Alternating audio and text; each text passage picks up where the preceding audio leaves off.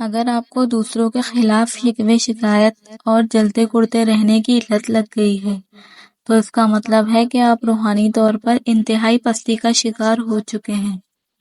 شکوے شکایت کا چسکا اگر انسان کو لگ جائے تو زبان شکر کرنے کا وصف کھو دیتی ہے، اور آپ جن شکایتوں کو لے کر احساس محرومی میں مبتلا ہیں وہ زندگی کے حقائق اور چیلنج کے واقعات ہیں، نہ کہ ظلم کے واقعات یا داستان کہ آپ لوگوں کو سنانے بیٹھ جائیں۔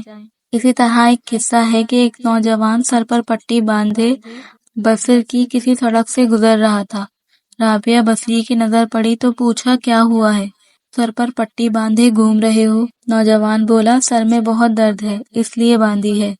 رابعہ بصری نے اسے اپنی لاٹھی دکھاتے ہوئے کہا، جوان جہان آدمی ہو، اللہ نے تمہیں ایک صحت مند زندگی دی ہے، بے شمار نعمتوں سے نوازا ہے، ساری زندگی میں ایک بار بھی شکرانے کی پٹی ماتھے پہ نظر نہیں آئی، ذرا سا سر میں کیا درد ہوا، شکایت کی پٹی باندھے دنیا کو دکھاتے پھر رہے ہو، جبکہ ہم میں سے تو ایک شخص بھی ایسا نہیں جس کے ماتھے پر شکایت کی پٹی نہ ہو۔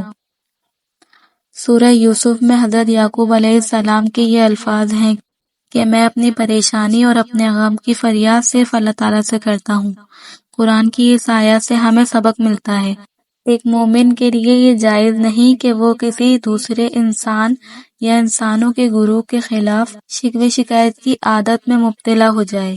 ایک بات اور ذہن نشین کر لیجئے، اگر آپ کو ہر ایک سے شکوے شکایت کرنے کی عادت ہے تو خود کو چیک کیجئے، کہیں غلطی خود آپ کے اندر تو نہیں؟